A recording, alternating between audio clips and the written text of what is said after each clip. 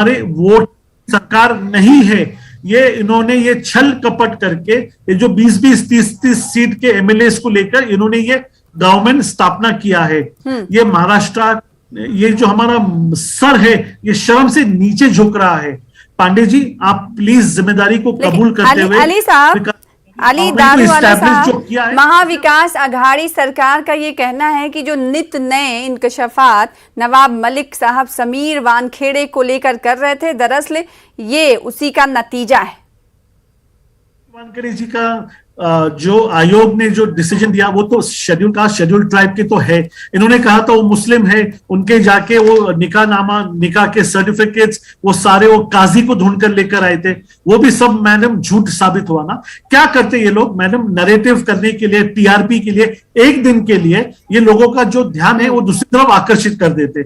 उन्होंने कहा ना क्या समीर वानखेड़े इज अ मुस्लिम, तो यहाँ पे जो आयोग का रिजल्ट आया, आयोग ने जो 2 दिन पहले बताया कि he is from the other community, इसके ऊपर क्यों कुछ कहा ही नहीं, किसी ने रिपोर्ट ही नहीं किया।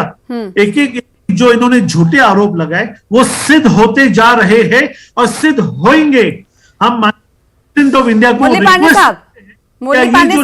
सरकार जो इल्जाम समीर वानखेड़े को लेकर लगाए थे नवाब मलिक साहब ने, उसको लेकर भारतीय जनता पार्टी का ये कहना था कि सारे इल्जाम तो झूठे थे। आज उन तमाम झूठे चीजों की हकीकत खुल रही है और मुरली मनोहर पांडे साहब वो ये कह रहे हैं कि आज नवाब मलिक कहाँ है, इससे अंदाजा लगाया जा सकता है। हम बहुत स्पष्ट बता देना चाहते हैं, हाँ। सरकार आपकी है, ईडी आपकी है, सीबीआई आपकी है और सारे सच को झूठ में और झूठ को सच में बदला जा सकता है। आप समय का इंतजार करें, एक दिन जरूर अदालत से जो है नवाब मलिक साहब बरी होंगे और उनके ऊपर जो भी आरोप लग रहे हैं, जो भी आरोप लगा है वो सब निराधार होगा। लेकिन अभी भारतीय जनता पार्टी का ये कहना है कि ऐसी इतनी बड़ी कार्रवाई किसी मिनिस्टर के लिए नहीं की जा सकती अगर जो इल्जामात लगाए गए हैं उनमें अगर उनमें कोई सच्चाई ना हो तो। सच्चाई क्या है और सच्चाई क्या नहीं है, आज आरोप लगाया गया है, ईडी ने पूछताछ किया, गिरफ्तार किया, एफआईआर के लिए उन्होंने एप्लीकेशन दे दिया, तो आज तो सारे बात जो है उनके खिलाफ जा रहे हैं। लेकिन वह समय भी आएगा जब ये सारा जो है झूठा साबित होगा और नवाब मलिक साहब बरी होंगे। ठीक है, और नवाब मलिक ने अपने ट्विटर हैंडल से एक ट्वीट भी किया है जिसे पढ़ देते हैं। कुछ ही देर की खामोशी है फिर शोर आएगा, तुम्हारा तो सिर्फ वक्त है, हमारा दौर आएगा। अली दारूवाला साहब। मैडम, इन पांडे जी की तसल्ली के लिए हम 2 मिनट नवाब मलिक जी का टॉपिक बाजू रखते हैं। हाँ। मैडम, सचिन वाजे क्या ओसामा बिन लादेन है? हमारे माननीय मुख्यमंत्री जी ने कहा था। मैडम, आपके चैनल के ऊपर ही एंटेला बंगलो के बाहर जो वीडियो मिले उसके अंदर सचिन वाजे चलते जा रहे, बॉम्ब रख रहे, प्रदीप शर्मा दूसरी गाड़ी लेकर आता है, वो उसमें बैठ के जाते हैं। तो ये काम ओसामा बिन लादेन का नहीं था तो फिर किसका? तुम्हारे कोई दूसरे रिश्तेदार का था? इसके बारे में भी उन्होंने कहा था। वो तो दूध का खुला है। जो आदमी 18 साल सस्पेंड था उसको आपने ड्यूटी में लिया। 100 करोड़, दूसरा झटका सुनिए मैम, दूसरा झटका, 100 करोड़ के वसूली कांड में अनिल देशमुख जेल में गए। वहां पे परमबीर सिंह ने हॉस्टाइल स्टेटमेंट दिया क्या यस ये काम हमसे करवाया जा रहा था। कल 24 आवर्स पीछे सुप्रीम ने कहा क्या इसका फेयर इन्वेस्टिगेशन महाराष्ट्र गवर्नमेंट नहीं कर सकती, तो वो केस को उठा के सीबीआई को सौंपने का आदेश दिया और ये इंक्वायरी को इमीडिएटली स्टॉप कर दिया। तो पांडे जी आप जरा बताएंगे इसके बारे में? आप जब ऐसे चीख चीख के कह रहे थे ना सत्य आएगा और लोगों को हकीकत मालूम पड़ेगी, एक एक चीज आप जो झूठ उजागर हो रहा है। दूसरी बात बताइए, 1993 बॉम्ब ब्लास्ट, अब बस उसको भूल गए। 286 लोग मर गए, 700 लोग जख्मी हो गए। क्या ये हम ऐसे ही भूल देना चाहिए? इसका कोई आपको कोई दुख नहीं है? ऐसे लोगों के साथ आपका मंत्री बिजनेस लेन देन कर रहा है और आप उसको प्रोटेक्ट करने के लिए नेशनल टेलीविजन पे आ रहे। पांडे जी आपको शर्म नहीं आती? ठीक, मनोहर पांडे साहब, सचिन वाजे की बात आपके सामने रख रहे हैं, ये कह रहे हैं कि अभी नवाब मलिक की बातों को साइड में रख दीजिए। अगर नहीं आप हमारे धर्म की बात करते हैं तो आपके सरकार ने बलात्कारी को Z+ की सुरक्षा दी है। आप उनसे पूछिए कि उनको शर्म आती है कि नहीं। अभी आजीवन कारावास और बलात्कार के केस में बाहर हैं और Z+ की सुरक्षा लेकर चल रहे हैं। आप उनसे पूछिए कि उन्हें शर्म आती है कि नहीं आती है। खाली हमसे शर्म की बात पूछेंगे, एनसीपी के लोगों से शर्म की बात पूछेंगे। सनिया मैम, सना मैम, एक सेकेंड अली साहब, आपको बहुत वक्त दिया, पांडे साहब को बोलने दीजिए। मैं पूछना चाहता हूं, मालेगांव में जो है जो बम विस्फोट हुआ था और साध्वी का नाम आया था, उनको इसी बीजेपी के लोगों ने टिकट दे के सांसद बनाने का काम किया था। आपको शर्म आई थी कि नहीं शर्म आई थी? आप हमको बताएंगे क्या? आप कह रहे हैं कि मैं नेशनल टेलीविजन पे बोल रहा हूं, तो आप भी नेशनल टेलीविजन पर बोल रहे हैं, आप हमको बताएंगे? ये तो कह रहे हैं कि देर आए दुरुस्त आए। मुरली साहब, भारतीय जनता पार्टी ये कह रही है कि ये तो जांच एजेंसी है, वो अपना काम कर रही है, इसमें भारतीय जनता पार्टी का क्या क्या हाथ है? नहीं, देखिए, जितनी भी जांच एजेंसियां हैं केंद्र सरकार के दबाव में काम कर रही हैं। गलत परंपरा की यह शुरुआत है।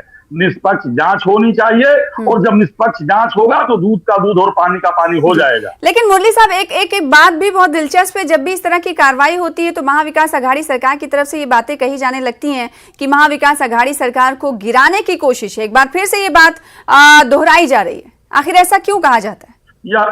यह एकदम सत्य है, यह एकदम सत्य है। और महाराष्ट्र की सरकार को गिराने के लिए यह जो है कुचक्र है, और सरकार को ही गिराने का यह कुचक्र नहीं है। माननीय पवार साहब की आवाज पर जब विपक्ष की बैठक शुरू हुई है, सारे दल के लोग एक हुए हैं, तो केंद्र की सरकार हिल गई है। पवार साहब के नेतृत्व में पूरा विपक्ष एक हो रहा है और 2022 चल रहा है। हाँ। आने वाले लोकसभा के चुनाव में इनकी अपनी कुर्सी जाती नजर आ रही है, इसलिए एनसीपी के सारे नेताओं को डिस्टर्ब किया जा रहा है, उन्हें डराया जा रहा है, उन्हें धमकाया जा रहा है। और बंबई के कुर्सी हिल रही है तो एनसीपी और महाविकास आघाड़ी के नेताओं को डराया और धमकाया जा रहा है, ये इल्जाम मनोहर पांडे साहब लगा रहे हैं अली दारूवाला भारतीय जनता पार्टी पर, आपकी पार्टी पर, कि 2024 के लिए जो अपोजिशन पार्टियां अंडर द अम्ब्रेला आ रही हैं उसका डर सताने लगा है सेंट्रल गवर्नमेंट को, मरकजी हुकूमत को। सलाम मैम, सब में पहले मुझे हंसी इस बात की आ रही है, आपने थोड़ा एक नहीं क्या पहलवान जो है ना बराबरी का पहलवान लाना चाहिए था। मेरे डायरेक्ट सवाल का तो ये जवाब देते नहीं। खैर कोई बात नहीं, मैं और इनके सामने सवाल प्रस्तुत करता हूँ। मैम सरकार नहीं, पहले उनके सवाल का जवाब तो दे दीजिए, फिर सवाल कीजिएगा। क्या डरी हुई है भाजपा? उनको लगता है कि कहीं ऑपोजिशन एकजुट ना हो जाए, इसलिए ऑपोजिशन को बिखरता हुआ रहने दें, तो ये सब करना पड़ेगा। ये मनोहर पांडे साहब का इल्जाम है। बिल्कुल, ये इल्जाम लगा सकते हैं, ये बेबुनियाद इल्जाम है।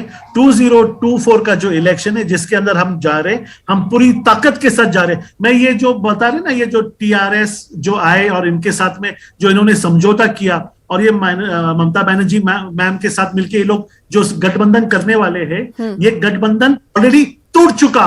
पांडे जी को इसके बारे में पता नहीं, तो मैं कहता हूँ नहीं। तो आप एक सेकंड पांडे जी, बड़े भाई, मैंने बीच में बात किया सर। बड़े भाई एक मिनट, आप मेरी बात, आपने जो कहा है पांडे जी एक सेकंड, ये गठबंधन में सर, एक second sir, Pandey ji please सुनिए, आपका ये ऑलरेडी गठबंधन टूट चुका है।